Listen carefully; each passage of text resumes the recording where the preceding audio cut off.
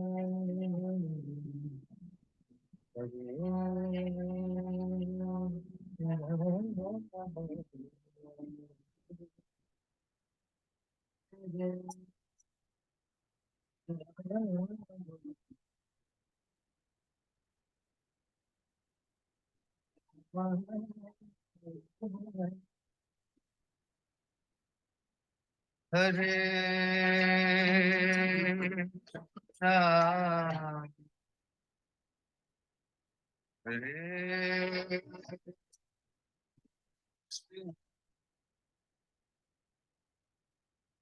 Krishna Krishna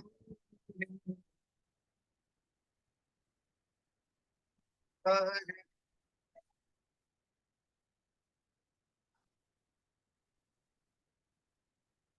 Hare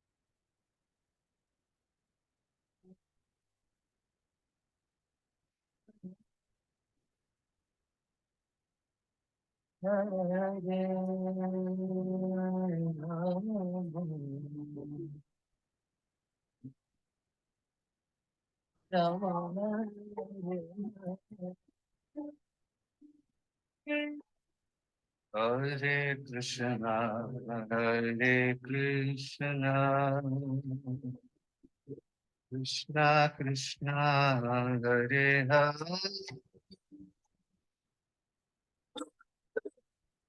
Hare Ram, Hare Ram, Ram Rama, Hare Hare.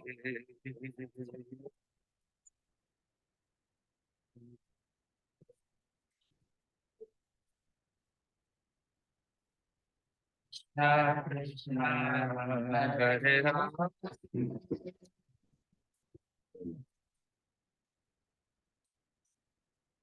Hare Ram.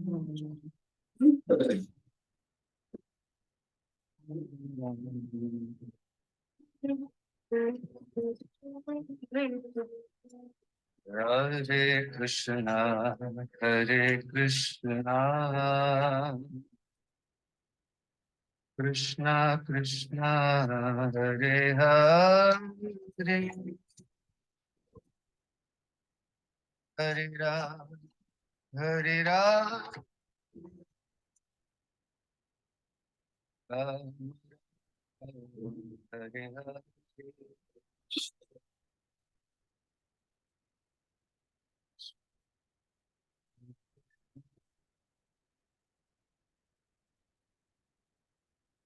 Krishna Hare Hare, Hare Rama, Hare Hare.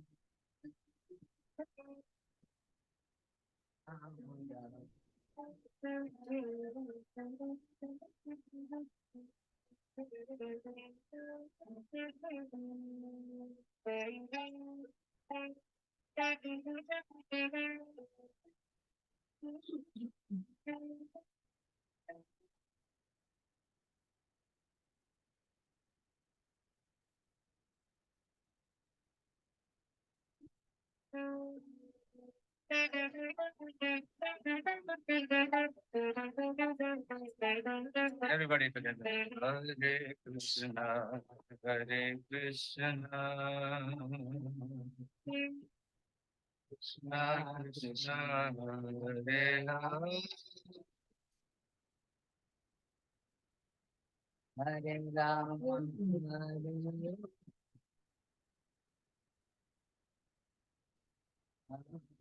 Hare Hare, Hare Rama, Hare Krishna, Hare Krishna, Krishna Krishna, Hare Hare, Hare Rama, Hare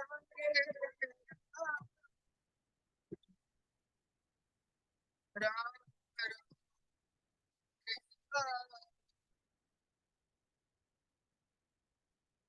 Hare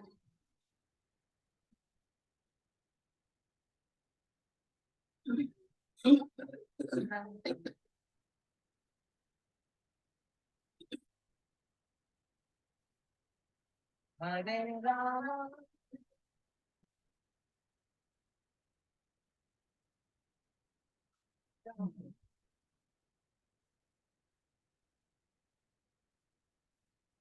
Hare Krishna, Hare Krishna, Krishna Krishna, Hare Hare, Hare Rama,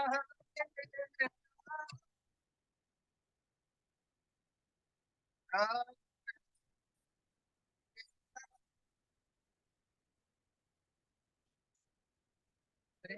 Krishna, Hare Krishna.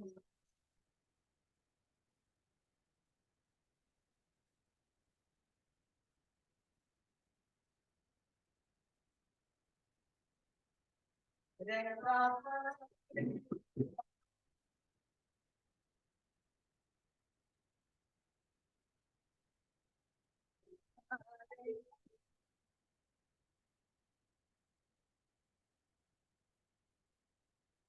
Hare Krishna, everyone. Thank you for joining this morning Srimad Bhagavatam class, or Srimad Bhagavatam Sangha, in fact, and attentive chanting. We'll make a start. As we know, we talk about Maharaja Prthu and the problems he's been having with the Mother Earth at the moment. And now Maharaj Prthu threatened Mother Earth because she's not producing any grains, although she's been taking her share of the yajna. So he said that you don't deserve to live because you're not doing your part of your duty. And now Mother Earth, she will respond. She might not tell the whole story today, might be next week, but let's see what happens today. So any cruel person, be he a man, woman, or impotent eunuch, who is only interested in his personal maintenance and has no compassion for other living entities, may be killed by the king. Such killing can never be considered actual killing. And Maharaj says, you are very much puffed up with pride and have become almost insane. Presently, you have assumed the form of a cow by your mystic powers. Nonetheless, I shall cut you into small pieces like grain, and I will uphold the entire population by my personal mystic powers. So the cow was saying, look, first of all, I'm a cow. You shouldn't kill a cow. And secondly, I'm like a boat in the ocean or in space. And if you kill me, then the whole population and everything will just fall down into the Garbhodakshay ocean. So how are you going to hold them up? And Marapitu said that I can hold them up just like I've been holding up the Earth and other planets. I can hold up the population of this planet as well. I have the powers to do that. It's not that you're doing it. I'm allowing you to do it. The planet Earth is actually a woman in her constitutional form. And as such, she needs to be protected by the king. Prithu Maharaj argues, however, that if a citizen within the state, be he man, woman, or eunuch, is not compassionate upon his fellow men, he or she may be killed by the king. And such killing is never to be considered actually killing. So if you're not following the Shastras properly or doing things according to Shastras, then it is not sinful to kill, according to this. As far as the field of spiritual activity is concerned, when a devotee is self-satisfied and does not preach the glories of Krishna, he is not considered to a first-class devotee. A devotee who tries to preach, who has compassion upon innocent persons who have no knowledge of Krishna, a superior devotee. In his prayer to the Lord, Prahlad Maharaj said that he was not personally interested in liberation from this material world. Rather, he did not wish to be liberated from this material condition until all fallen souls were delivered. Even in the material field, if a person is not interested in others' welfare, he should be considered to be condemned by the personality of Godhead or his incarnation like Prithu Maharaj. So this is the state. Let's do a prayer. Om Namo Bhagavate Vasudevaya. Om Namo Bhagavate Vasudevaya. Om Namo Bhagavate Vasudevaya. Mukham Koti Vachalam Pangum Lam Yategrim Yat Kirpatam Hamvande Shri Gurun Din Taranam Paramanandam Adam Shichitaneshram. Hariyam Tassat Narayan Namaskritya Naram Cheva Narotamam Devim Saraswati Vyasam Dato Jayam Udiriyat Nasta Presho Abadareshu Nityam Bhagavat Sevya Bhagavati Uttam Shloke Bhakti Bhavati Nestiki. Hare Krishna. So you're very much puffed up with pride and have become almost insane. Presently, you have assumed the form of a cow by your mystic powers. Nonetheless, I shall cut you into small pieces like grain, and I will uphold the entire population by my mystic powers. If the earth informed King Prithu that if he destroyed her, he and his subjects would all fall down into the waters of Garbha, ocean. King Prithu now replies to that point. Although the earth assumed the shape of a cow by her mystic powers, in order to be saved from being killed by the king was aware of this fact and would not hesitate to cut her to pieces, just like some bits of grain. As far as the destruction of the citizens is concerned, Maharaja Prthu maintained that he could uphold everyone by his own mystic powers. He did not need the help of the earthly planet. Being the incarnation of Lord Vishnu, Prthu Maharaj possessed the power of Sankarshan, which is explained by the scientists as the power of gravitation. So we give scientific names to these powers of Krishna. Basically, that's all we're doing.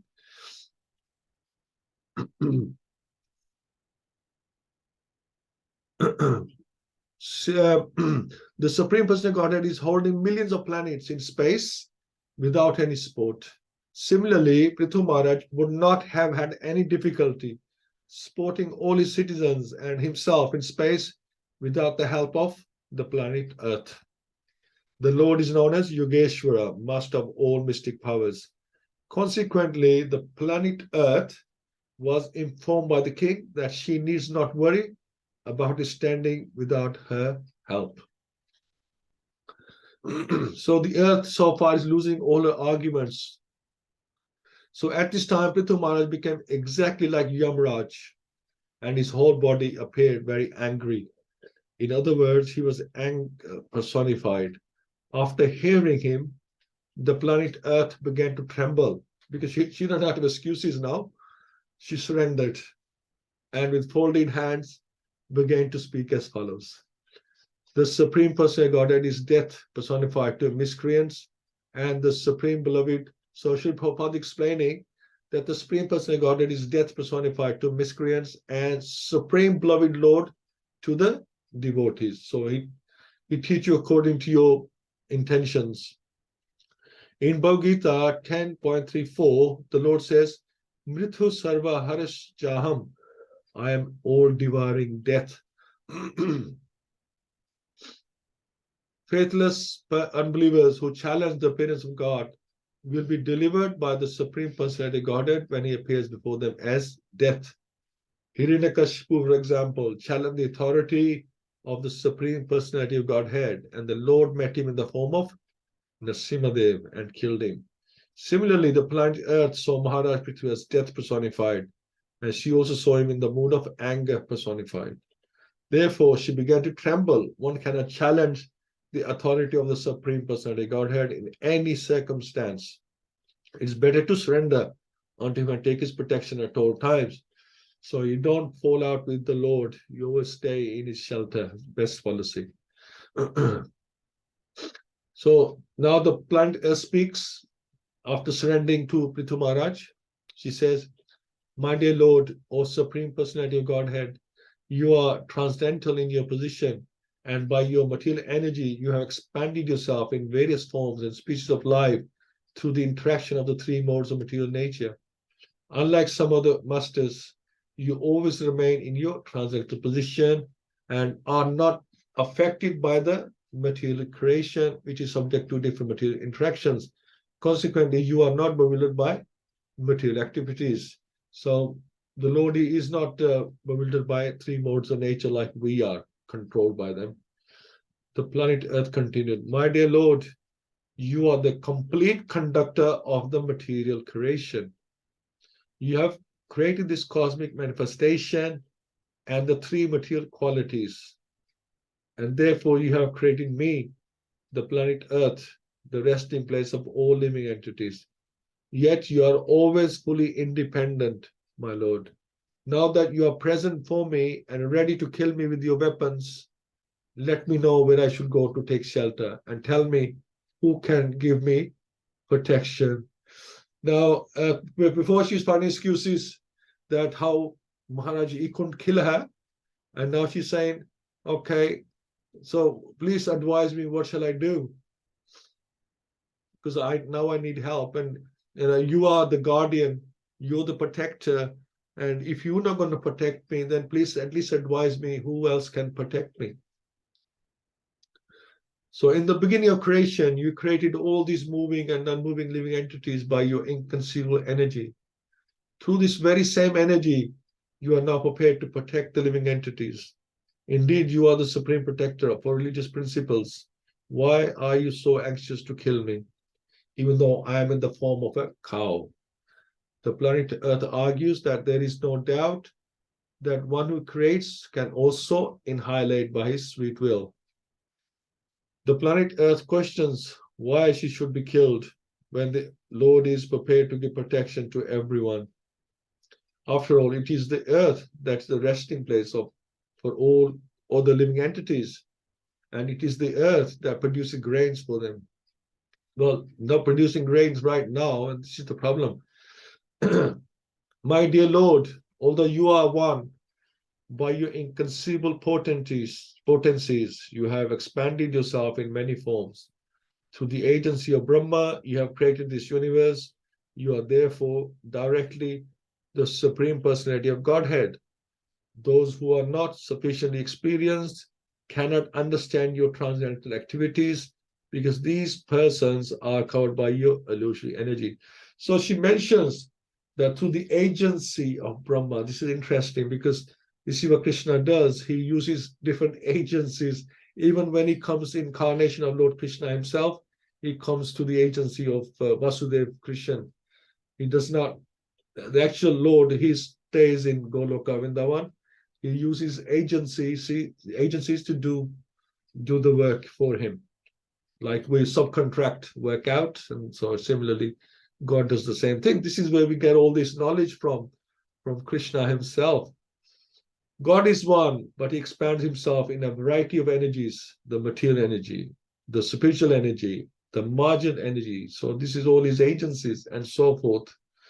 Unless one is favored and especially endowed with grace, he cannot understand how the one Supreme Person of Godhead acts through his different energies. The living entities are also the marginal energy of the Supreme Personality of Godhead. Brahma is also one of these entities, but is especially empowered by the Supreme Personality of Godhead. So this is interesting that God can even empower a jiva like us. We can be empowered to even become Brahma. If Brahma can become Brahma, then we can be Brahma because he's just like one of us. But because he got empowered, got all those facilities and all the knowledge to create. And this is all given by Krishna himself. Although Brahma is supposed to be the creator of this universe, actually the Supreme Personality Godhead is its ultimate creator. Brahma is only the engineer. All the ingredients and all the knowledge, all the know-how, all the manuals, they are given by Krishna. So Brahma is only the engineer, and even the empowerment of engineering is given by Krishna himself. So it's mentioned that Maya means energy. Lord Brahma is not the energetic, but is one of the manifestations of the Lord's marginal energy. In other words, Lord Brahma is only an instrument, just like Arjun was an instrument on the battlefield. Although sometimes plans appear contradictory, there's a definite plan behind all actions. One who is experienced and is favored by the Lord can understand that everything is being done according to the Lord's supreme plan. And that's one thing we don't always understand. We get bewildered. We should understand that everything has a plan. Nothing happens accidentally. Everything has a plan, which may be revealed later in time. My dear Lord, by your own potencies, you are the original cause of the material elements. The performing instruments, which is the senses, the workers of the senses, the controlling demigods, the intelligence and the ego, as well as everything else. By your energy, you manifest this entire cosmic creation. Maintain it and dissolve it. Through your energy alone, everything is sometimes manifest and sometimes not manifest. You are therefore the Supreme Personality of Godhead, the cause of all causes. I offer my respectful obeisance unto you. So, Mother, it's very clever. She has changed it here, and she's glorifying the Lord. Now that she run out of excuses, she's glorifying the Lord. Prabhupada says that all activities begin with the creation of the total energy, the Mahat Tattva. Then by the agitation of the three gunas, the physical elements are created, as well as the mind, ego, and the controllers of the senses. All of these are created one after another by the inconceivable energy of the Lord.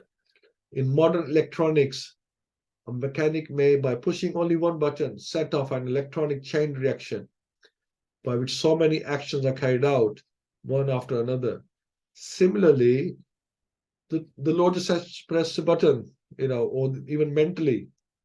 Similarly, the Supreme Personality Godhead pushes the button of the creation, and different energies create the material elements and various controllers of the physical elements. And the subsequent interactions follow the inconceivable plan of the Supreme Personality Godhead. Excuse me. My dear Lord, you are always unborn.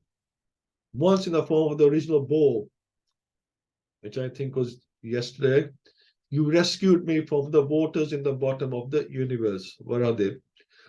Through your own energy, you created all the physical elements, the senses, and the heart for the maintenance of the world. This refers to the time when Lord Krishna appeared as the supreme bow, the Varaha, and rescued the earth, which had been merged in water.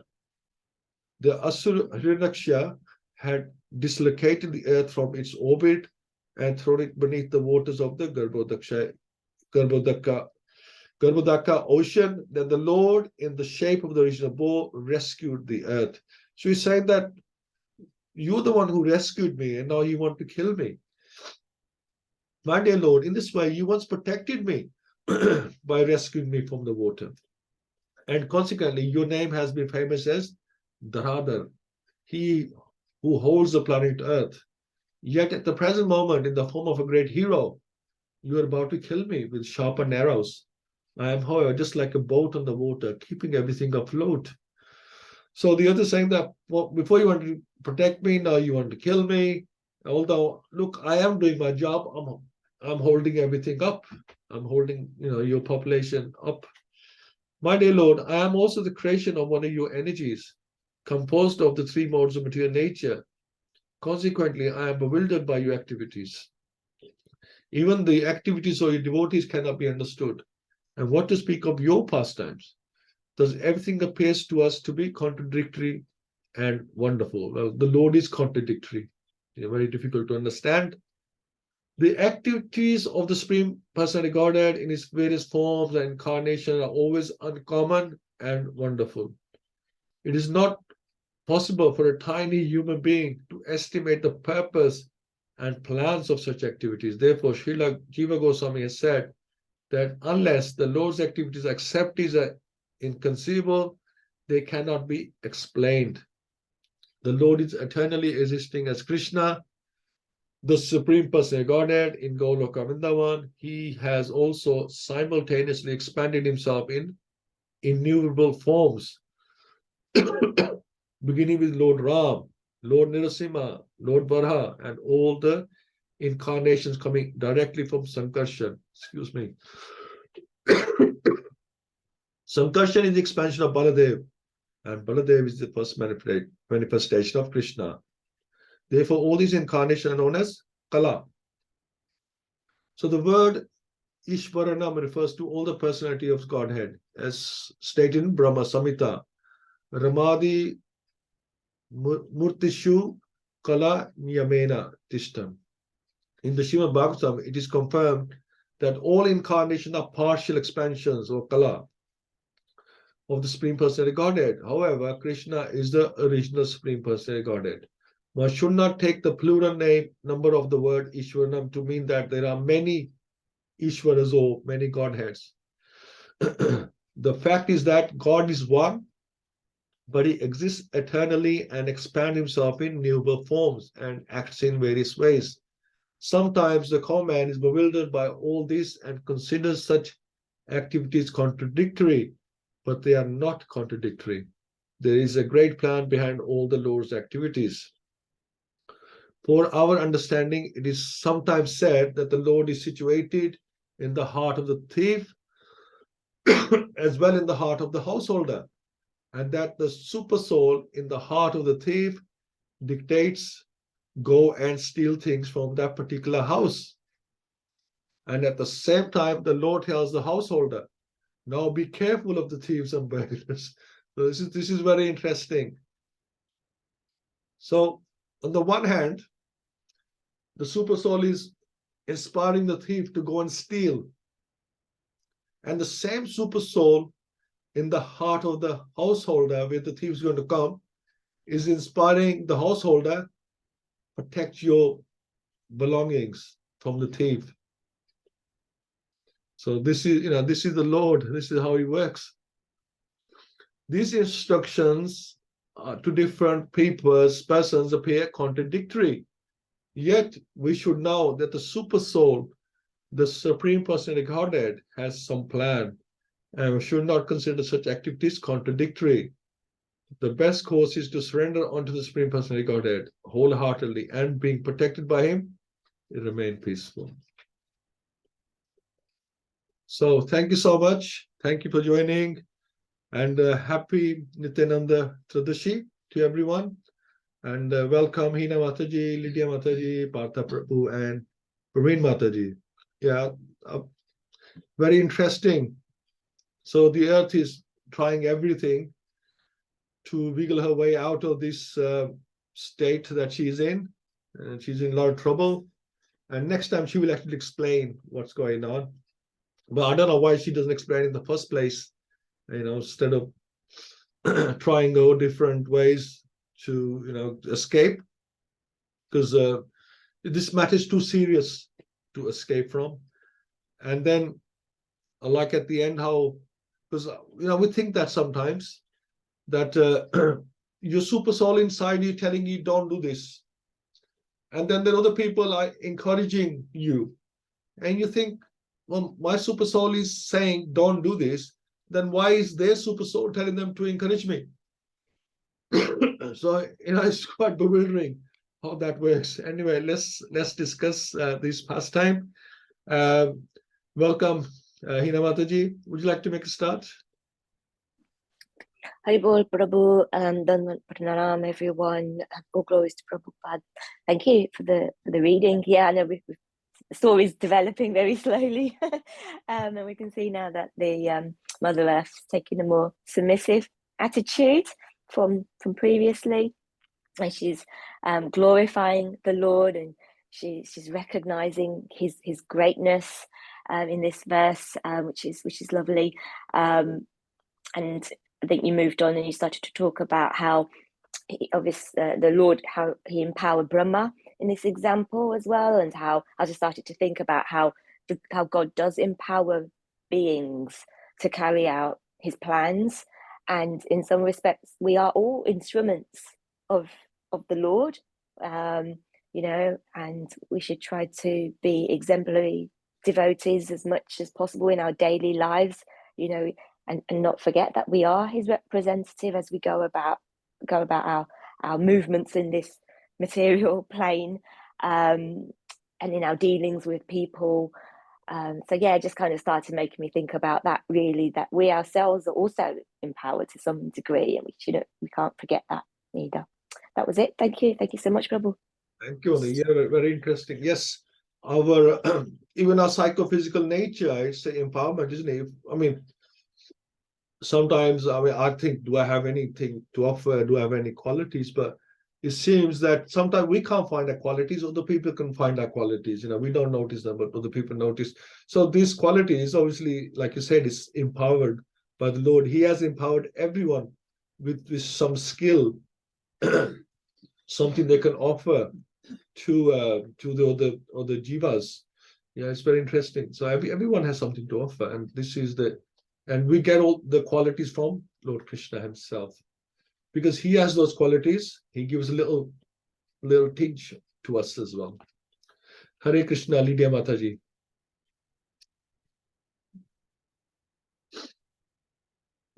Are you able to unmute, Mataji? Oh, Hare Krishna, can you hear me? Yeah, I can hear you now, Mataji. Yes. Oh, okay. Yeah, so I don't know this story very well, but I find it a little bit confusing that Mother Bhumi is being accused like this. I'm sure there must be something before that I've missed. I don't know. And that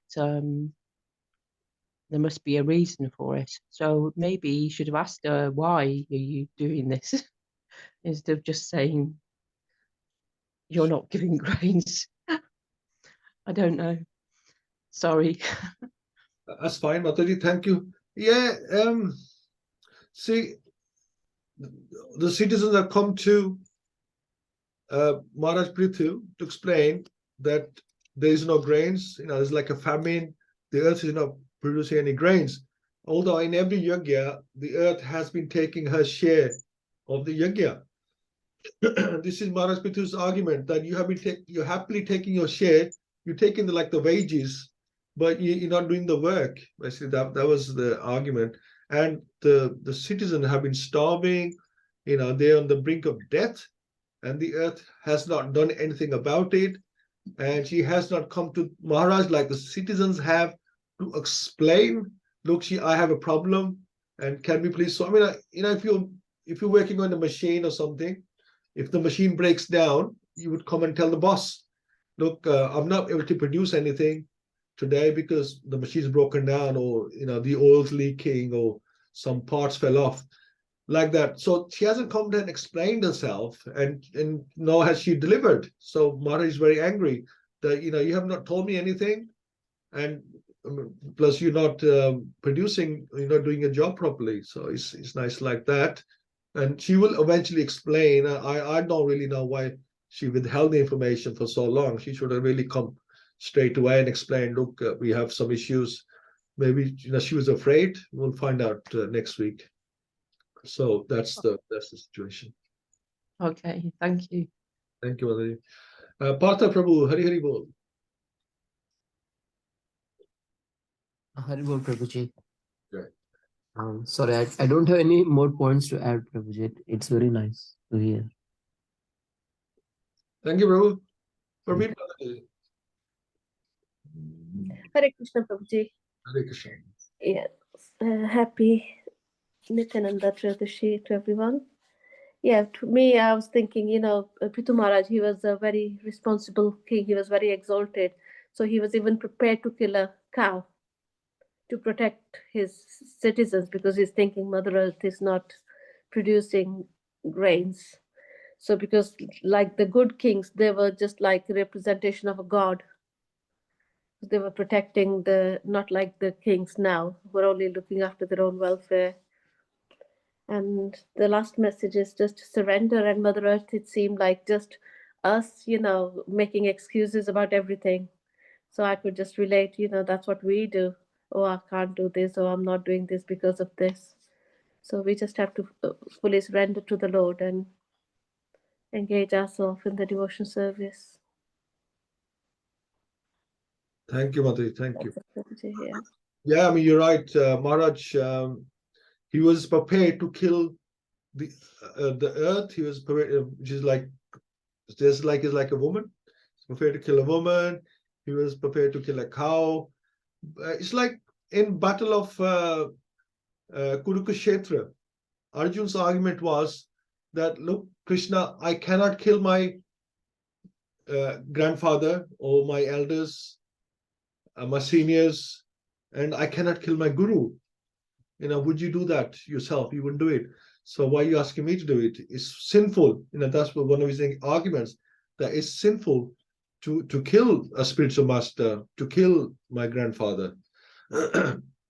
And Krishna explained to him, he explained some things that under some circumstances, it is not sinful to kill.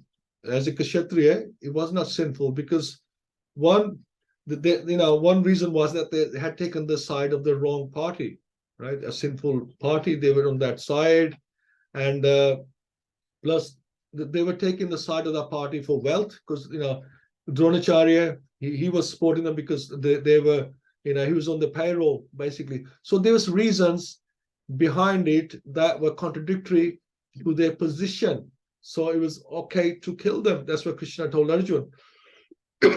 So similarly here, it was okay for Maharaj Prthu, although he probably wouldn't, he's not going to kill her, but it's just scare her to get the information. But it's probably still okay to kill because because she's not doing what she's supposed to do according to Shastras. So if they're not following the Shastras, then it seems that it's okay to kill. It's probably not okay to kill according to Dharma Shastra. According to Dharma Shastra, it is probably sinful, but there are Shastras above Dharma Shastra, which we don't know because we don't have the intelligence to follow them, or we're not on that level, high level, to understand those Shastras that we can follow the instructions. But there are Shastras above Dharma Shastra as well. And Prithu Maharaj is following those Shastras, not the Dharma Shastra that we are thinking of, that it's wrong to kill the cow, it's wrong to kill the woman, it's wrong to kill the grandfather. So Arjuna was also following Dharma Shastra. Yes, according to that, it seems sinful, but there's Shastras above that which allow you to do that under certain circumstances. I hope that makes sense. Is that okay, Madhaji? Partha Prabhu? Yes, Prabhuji. Yeah, Thank you. Prabhuji. Just on that point, I was reading Bhagavad-Gita chapter 18 yesterday. In the chapter 18, text 17, Srila Prabhupada mentioned about this by giving analogy of a soldier. Like soldier has a permission from his officer, so he's okay to kill there, but he's not okay to kill for his personal obligations, or Good, yeah. then he'll be subject to the law of nature. I mean, law of court. So in that Prabhupada mentioned that if one is in false ego, then he thinks that he is the doer, because of which he'll not be interested in doing the killing. Like Arjuna was not ready to do the killing. But if you're following the instructions of the Lord, if you are in Krishna consciousness, then Prabhupada mentioned that even in the text it says that even the one performs a heinous act of like killing, he'll not be subjected to the reactions of them.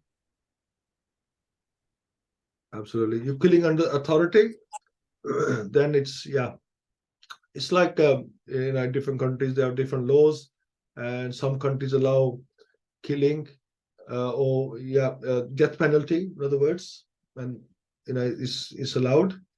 But if you kill the same person outside the jurisdiction, then you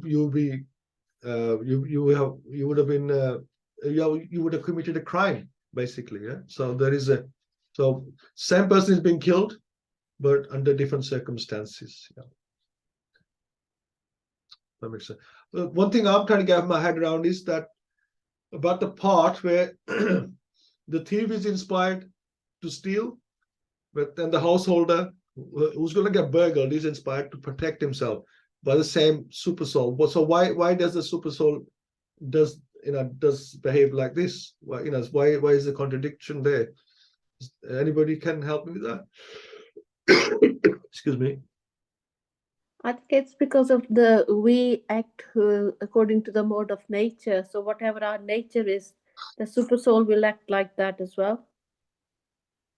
Well, that's what I'm thinking. I don't know. No, you're on the right tracks. Definitely. You want to say something? Yeah, I think that, like Mataji said about the mode of nature, and I think our karma. So we are only, just paying off the rest of our karmas which are left. So we are acting according to what we have done in our past and what we have to do to, to have a sort of punishment or a penance or austerity, or whichever way things are going to be in this life. And but seriously, sometimes you think that Krishna, why don't you help us? We accumulate more karma. We are getting rid of the past and we're accumulating more. So there must be a plan, and there's some questions which you don't get answers from even the exalted senior persons you ask, and hope the future sanghas will reveal us together that we can understand what it is all about. Sure, Hare Krishna. So we're actually the desirers. This is the thing. The soul is the desirers. The thief, he wants to steal. That's his desire. And like rather than saying, and Praveen Mataji has said that we are inspired by certain modes. We have a certain dominant mode, and we desire to do such thing. And the doer is actually the material nature, right? It will do for you, and the Lord will sanction it. You want to do good, He will sanction that. You want to do bad, He will sanction that as well. But then we are the ultimate people who will enjoy or suffer that action. The Lord is only going by our desire. So the thief, he desires to steal, and the householder desires to protect his house. And it's only when a householder has the option of leaving his door open if he wants, but he desires, now I need to protect myself, I need to protect my house from thieves. So then the Lord will inspire him. Once he thinks that he wants to protect his house, then the Lord will inspire him and tell him ways, that try this, try that.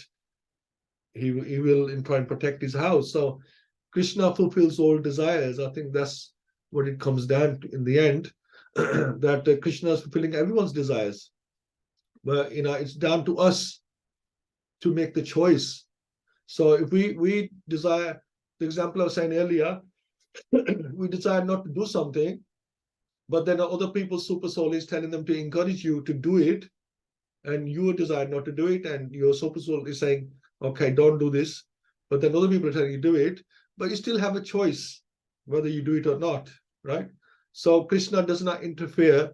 The super soul, it might encourage us or discourage us or sanction something, but ultimately it does not interfere with our free will. That is still our free will. We can choose. Now, I know it sounds like a great thing, but I'm not going to do it. Or I know you're telling me don't do this, but I feel strongly that I am going to do this. So, you're exercising your free will. I mean, this is personally what I think, that is the free will. The super soul will inspire what you desire, but you still have the free will to do it or not go through it. That's what I think. I hope it makes some sense.